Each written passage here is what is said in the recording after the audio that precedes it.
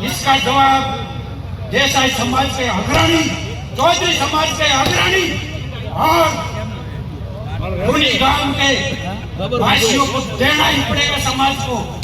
रूनी રેલીમાં મારા દ્વારા આપવામાં આવેલ ભાષણ ગુસ્સામાં હતું। પહેલા સમાજના મહાસંમેલનમાં ઉગ્ર ભાષણો કરવાના, સમાજના યુવાનોને ઉશ્કેરવાના અને ધીંગાણું કરાવવાનું, ત્યારબાદ જ્યારે પોલીસ કાર્યવાહી કરે એટલે સોશિયલ મીડિયામાં બે હાથ જોડીને માફી માંગી લેવાની। નમસ્કાર, સ્વાગત છે આપનું ક્રાંતિ માર્ગમાં। હું છું મિક્ષુ ઠક્કર આપની સાથે। ચૌધરી સમાજનું એ મહાસંમેલન જે ભાભરના એક નાનકડા ગામમાં યોજાયું, હાલમાં પણ ચર્ચાનો વિષય ત્યાં જોવા મળી રહ્યો છે, કારણ કે જે રીતે આ મહાસંમેલન બાદ ધીંગાણું થયું હતું અને આ મહાસંમેલનમાં સામાજિક આગેવાનો દ્વારા જે ઉગ્ર ભાષણ કરવામાં આવ્યું કે કોઈ પણ ભોગે અમે સમાજની દીકરીને પરત લાવીને રહીશું, જે ખરેખર 2 વર્ષ પહેલાં જ એ લગ્ન કરીને ભાગી ચૂકી હતી રબારી સમાજ યુવક સાથે, અને હવે 2 વર્ષ પછી મહાસંમેલન યોજવામાં આવી રહ્યું છે કે હવે અમને અમારી દીકરી પરત કરો। અને બીજી બાજુ જો સામાજિક આગેવાનની વાત કરવામાં આવે તો સામાજિક આગેવાનો સતત જે ઉગ્ર ભાષણ કરી રહ્યા હતા ને તેને લઈને સમાજના યુવાનો પણ ક્યાંક ઉશ્કેરાઈ ગયા કે હવે કોઈ પણ ભોગે આપણે આપણી દીકરી પરત લાવીને રહીશું। અને ત્યારબાદ ઉણગામમાં આ ધીંગાણું થાય છે, જે ગાડીઓ છે તેના પર લાકડીઓ વડે એ સામાજિક યુવાનો દ્વારા હુમલો કરવામાં આવતો હોય છે, ક્યાંક ને ક્યાંક પોલીસની ગાડી પર પણ એ હુમલો થતો હોય છે, એટલે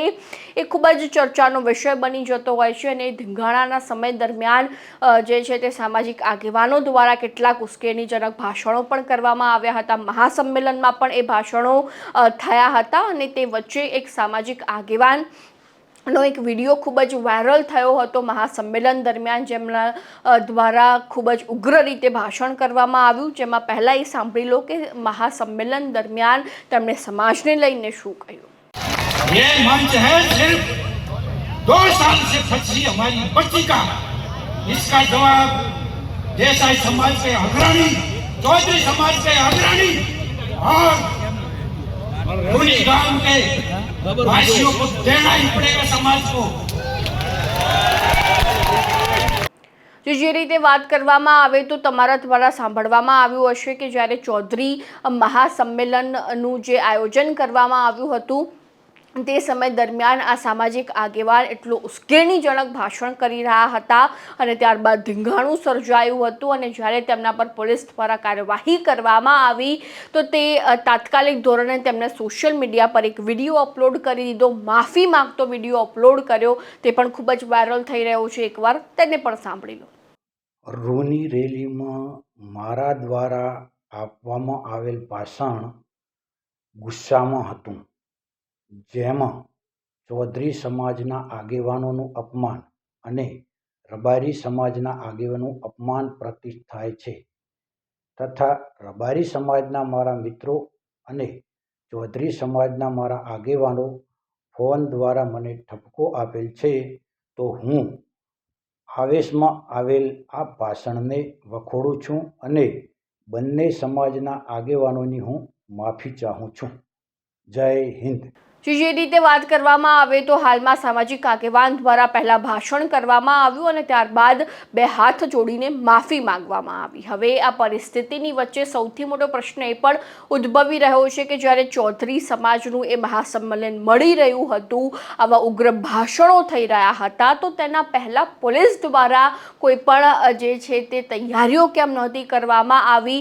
આગોતરી જેટલી પણ તૈયારીઓ હોય છે કે આ મહાસંમેલન દરમિયાન જો કોઈ અણબનાવ બને છે તો પોલીસની શું કાર્યવાહી હતી, પોલીસની શું પૂર્વ તૈયારીઓ હતી, એટલે કે આ ધીંગાણું થયું તેના પહેલાં મહાસંમેલન થયું અને તે સમય દરમિયાન જ્યારે સામાજિક આગેવાનો ઉગ્ર ભાષણ કરી રહ્યા હતા તો તે સમય દરમિયાન પોલીસ દ્વારા કેમ તેમને અટકાવવામાં ન આવ્યા। જ્યારે ચૌધરી સમાજનું મહાસંમેલન યોજાય, જ્યારે કોઈ પણ સમાજનું મહાસંમેલન યોજાય તો ચોક્કસથી એ શાંતિપૂર્ણ હોવું જોઈએ, અને એ સમાજના મહાસંમેલનમાં જો કોઈ ઉગ્ર ભાષણ કરે છે તો તેના પર કાર્યવાહી જે છે તે પોલીસ દ્વારા કેમ ન કરવામાં આવી તે પણ ખૂબ મોટો પ્રશ્ન। એટલે કે જે છે તે ક્યાંક ને ક્યાંક પોલીસ અહીંયા નિષ્ફળ નીવડી હોય તે રીતના પ્રશ્નો ઉઠી રહ્યા છે। આટલો ધીંગાણું થયું, મહાસંમેલનમાં આટલા ઉગ્ર ભાષણો થયા છતાં પણ પોલીસ દ્વારા એવા કોઈ નક્કર પગલાં નહોતા લેવામાં આવ્યા.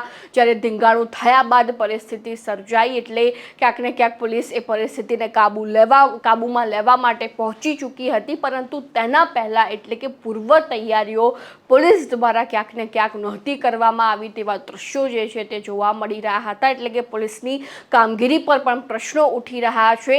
તો હવે જોવું રહ્યું કે ખરેખર દરેક સમાજ જો આવી રીતે મહાસંમેલન કરતો થઈ જશે, દરેક સમાજના આગેવાનો આવી રીતે ઉગ્ર ભાષણ કરતા થઈ જશે તો એ સમાજના ભાગલા ચોક્કસથી વધુમાં વધુ પડતા રહેશે અને એ સમાજની રાજનીતિ જે છે તે ચરમસીમાએ પહોંચી જવાની છે.